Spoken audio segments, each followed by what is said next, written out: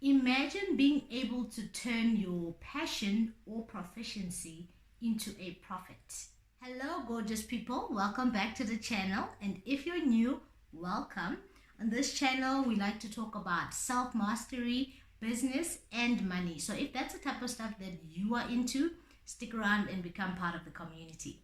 So you're wondering if it's possible to actually take your passion and turn it into a real business. If that's you, then the answer is yes. It's very much possible. And what I would say is that stop thinking about it and start doing it, because the world is waiting for what you have to offer. So many people are spending so much time doing things that they don't like doing. And I know that it's not always our fault, or your fault, because we've got bills to pay. But at the end of the day, life is more than just waking up and paying bills. I mean, there's so much more that we should be doing, and there's so much more than we can do.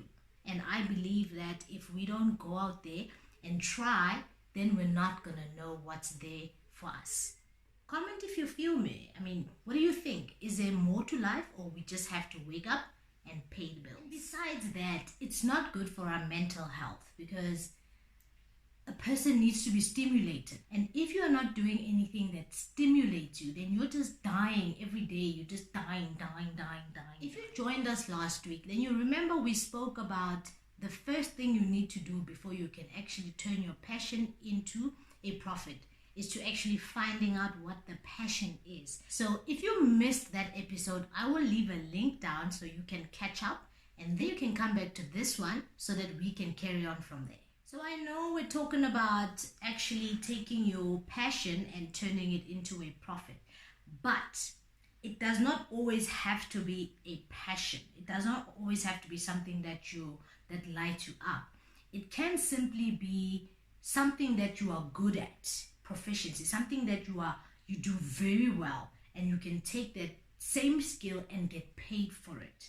Think about it this way. It would be like you are using what you have to get what you need so that you can get what you want. So it does not always start that you take your passion and you turn it into a proficiency or a profession or a profit. But sometimes it could just be you taking something you're good at and you turn that into a business.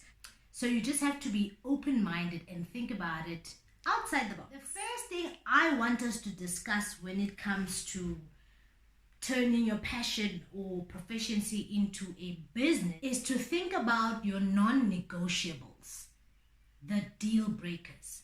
Because sometimes we go into these things and we forget about our deal breakers, and that could be a big issue. So how your deal breakers or your non-negotiables are going to help you is by helping you put together your model, what type of business you want and what type of environment you want, what type of client you want to work with, the dynamics of the business. And you don't want to think about too many of them. I would say come up with 3. And the best place to start with looking for your non-negotiables would be your why. Why you're actually starting this business. That could be the best place to start. My non-negotiables 3 would be the business has to be location dependent. I don't want to be tied down to one place. So whatever business I want to go into needs to be location dependent. The second one would then be I want to attract my clients. I don't want to chase after my clients. So I want to feel that I am attracting the type of people that I want to work with. So the type of business needs to be something that I can build something like that around. The third one would be time freedom. I'm a mom, a busy mom, so I need time freedom. I need something that I can schedule around, and I need something that I can automate so that I can scale it. So those are my non-negotiables. Think about yours. Before you go into whatever business that you want to go into, think about what your non-negotiables are so that you can build your business around it.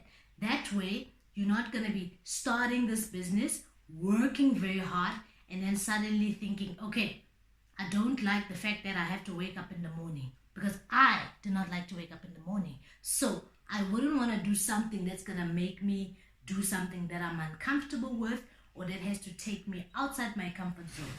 And don't get me wrong, I'm not saying that everything has to be within your comfort zone. However, if this is something you're going to be doing for a long time, then it has to go around the type of life that you're living, because then it's not going to be fun. And as much as it's your passion, it might end up just being another job. So now that you got the non-negotiables out the way, it's time to think about the business now. The first thing you want to do is to clarify the big idea, the vision, the what, the why. Start with the end in mind. Where is it that you see your business going? A couple of things that you can think about is, what kind of life do you want to have? What kind of business do you want to have? How do you see your business helping people? If I wasn't getting paid for this, would it still be something that I would consider doing? Could I do this forever? Or is it just one of those things I'm going to do for a season and I'm going to decide, okay, this is not for me? The big why, the mission, what are you going to be standing for? And last but not least, look for influencers that are in your type of business, because they say game recognizes game. So if you want to do something, follow the people who have done it before you and that are successful at it. Your ikigai, which is what we spoke about from the last video, will definitely help you, guide you with this first step. So as I said, if you missed it, go back to it, because it's going to give you a great start. The second thing you want to look at is connecting with your ideal customer. Who is this product or service going to be for? Think about your ideal customer. So what you want to do is create an avatar. An avatar would be, think about the one person. Just take one person and say, here's this person, their name is Lerato, and I am creating this service for Lerato. Now, think about the type of things that Lerato likes, the type of books she reads, the type of problems she's going through, the type of things that inspire her. Is she married? What type of job does she have? Those type of things, because that way you know who exactly you are creating a service for.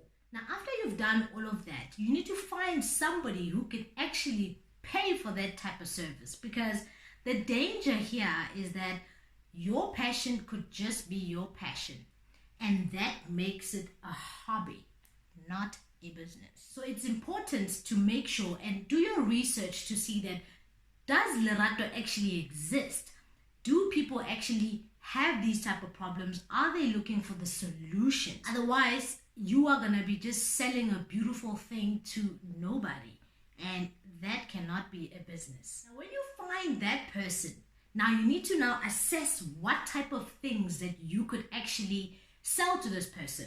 Because if you are selling to mothers, there's so much around mothers' lives, How else can you help mothers? What services could you give them? What products could you give them? What this does is that it gives you a broad spectrum on the type of business that you are going to create and the type of services that you're going to create, because sometimes your business may start with the type of service, but then as you go, you find that, okay, maybe this is not what they need mostly, and this is what they need most. And then you are able to play around it. So if your potential business has different legs to it, it gives you a much bigger chance of being able to service the type of people that you're servicing with more things than just one. I hope that makes sense. The third thing you want to do is now start creating your perfect signature program or service. Now, the reason this is number 3 is because you now understand your big vision of your potential business. You now understand the customer or the client that you want to service. And not only that, but you've proven that somebody is actually looking for this type of service. It's not just you dreaming up a business. This is actually a real business, and you've actually also seen other businesses that are doing things that are similar to what you want to do. The first thing you want to do is create an MVP, and that is a minimal viable product. This is just you. You don't want to go and create the whole thing. You just want to create like a mock-up, just a sample, if I should say. Just a sample, just to prove that, okay, I can actually create such a thing. And after you've done that, now you need to go find somebody to either use the service. Even better, find somebody to actually pay for the service. Some businesses or services you can start getting paid while you are actually building your business. And this is one of the great things we learn in our academy, is that you can actually earn while you learn. You don't have to wait until the product is finished before you start earning. Then you get feedback from them. You know, what worked, what didn't, what can be improved. Now you can take that feedback and improve on your product. So create is now you basically solving the problem. You understand exactly what the problem is or what the area of business that you want to go into, and then you now create the solution according to the feedback that you've done. So you created the sample, you've given it to somebody to use, you got the feedback, now you create from the feedback. How are you not going to create a great product that somebody is already looking for? After you've done that, you can now determine your operational costs, your financial costs, strategies, your skills, your resources. Try and understand that with what I currently have, what can I do? And understanding all the things that are going to come with you actually creating this service or this product. You know, the resources you have, the skills you have, everything that's just going to come with it. Number 4 is you now communicating with your potential clients. You now know that you've got clients. You now know the type of person that you're looking to actually cater. You need to now understand, how do I communicate with the clients? Where do I find them? Do I find them online? Do I find them offline? You need to understand the type of words or jargon that your perfect customer uses, because that's how you're going to start communicating with them. Think about it this way. If you're a fitness instructor and you focus on moms that don't have time, then the type of advertising that you're going to do is going to be focused on moms that don't have time. And how you're going to speak about it is going to be a way that a mom who has no time is going to immediately connect with what you're saying. If you're saying that want to work out but too busy with your toddlers, that's not going to catch somebody who has ample time to go work out. But it will catch somebody who wants to work out but has no time.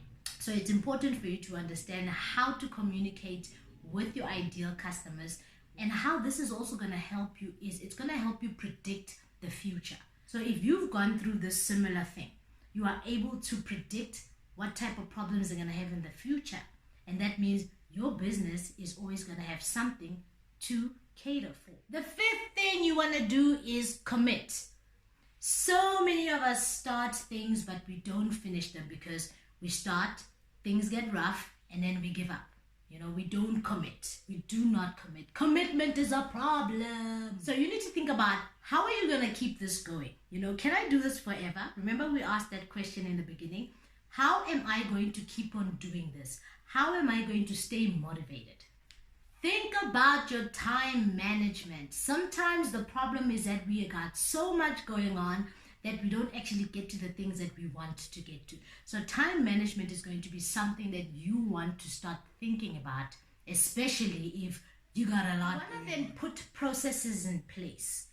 After you've gone through all the steps and going through the steps slowly at your pace, now you've figured out what works, what doesn't work. You need to start putting processes in place to make sure that what you do is going to be something you do forever. This way, when you're ready to grow your team, get people on board, you've got processes that are there, then they can follow. Then your quality remains the same. And you don't become your business, because if you are your business, it's going to be very difficult for you to scale, especially if you're doing a type of business where you service people one-on-one. You want to get to a point where if you go on holiday, your business can still carry on working and bringing you money. Which brings me to my next thing, is you then need to automate your business. Automate the little things that you don't need to do in your business. There's going to be things that are going to be repetitive. Take those things, find systems. There are systems, especially online systems, that you can do to automate your business. Things like email marketing, autoresponders, funnels, sales funnels. Those are the things that you can automate your business with to make sure that you are not constantly running your business or your business constantly running you, but you are able to remove yourself from your business when you need to or when you want to. And lastly, have room to evolve. We've all seen with pandemics and all the things that have happened that if your business does not have room to evolve, then the dangers of it falling flat are very real. And that is not what we want to do. We want to build businesses that are going to stand no matter what. So now that you have the steps of where to go when you want to take your passion into profit, I say go ahead and do it. And what you need to do is let go of the fear, let go of the procrastination, let go of all those things. I know about them because I went through them and sometimes still go through them. We need to do this because if you don't do this, you're always going to wonder what could have happened. Hey, if this was easy, then everybody else would be doing it. So it's not going to be a walk in the park. It is going to take some great desire, intentional hard work, the belief that you can do it, and the spoken word. Focus on it. You know the saying, where focus goes, magic flows. Let me know in the comment if you feel me with any of this. If this has helped you, do get yourself a copy of my Startup for Success ebook. If you have not done so yet, I will leave the link down the bottom so that you can get it. But it will give you a step-by-step of what we actually just spoke about, but then you can go through it at your own time, at your own pace. Thanks again for stopping by. I'm super excited that you did, and please do come back. I hope that you got value from this, and you will be getting more value from the videos that are coming. Do subscribe if you have not done so, and do like if you liked what we spoke about so that others can also find it. Look out for more videos where we talk about business, we talk about self-mastery, and we talk about personal finance. I know that we can build the lives and businesses that we love. Cheers.